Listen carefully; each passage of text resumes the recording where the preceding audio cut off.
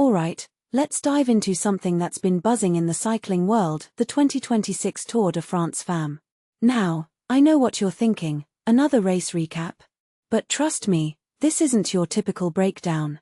We're not just rating teams here, we're unpacking the stories, the strategies, and the surprises that made this year's race so compelling.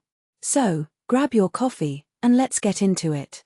Here's the thing, the Tour de France Femmes is more than just a race. It's a statement. It's a platform for athletes who've fought for visibility, for funding, for recognition. And this year, the teams brought it all to the table. But what does success even mean in this context? Is it winning stages? Is it dominating the peloton? Or is it something deeper, like breaking through barriers or redefining what's possible?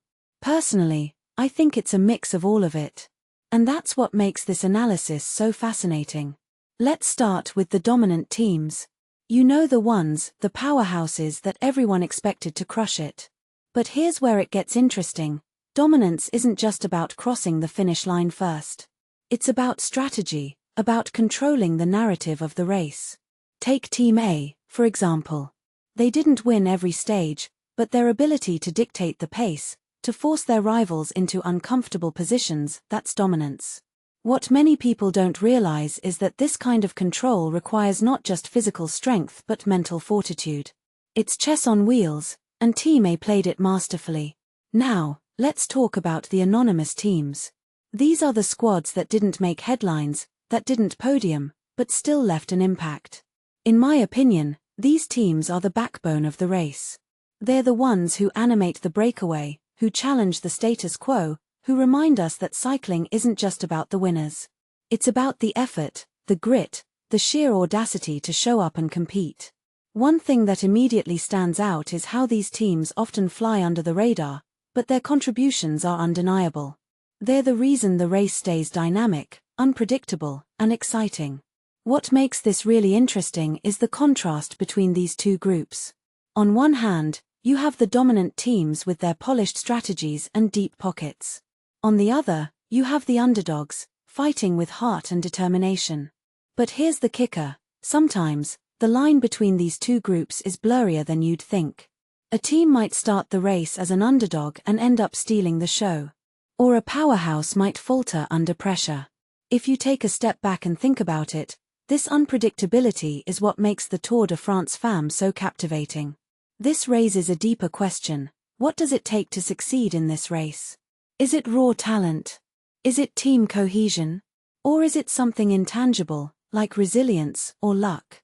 From my perspective, it's all of the above. But what this really suggests is that success in cycling or in life, for that matter, isn't one-dimensional. It's a tapestry of factors, woven together in ways we don't always understand. A detail I find fascinating is how this race reflects broader trends in women's cycling. The sport has been on an upward trajectory, with more investment, more media coverage, and more opportunities for athletes. But there's still work to be done. The Tour de France Femmes is a step in the right direction, but it's also a reminder of the gaps that remain. Personally, I think this race is a microcosm of the larger fight for equality in sports. It's not just about who wins, it's about who gets to compete, who gets to be seen, and who gets to inspire the next generation. So, as we wrap up this analysis, I want to leave you with a thought. What does the 2026 Tour de France Femmes mean to you? Is it just another race, or is it something more? In my opinion, it's a testament to the power of perseverance, to the beauty of competition, and to the endless potential of human spirit. And that, my friends, is why we keep coming back to this sport. It's not just about the bikes, it's about the stories they carry. What do you think? Let me know in the comments below.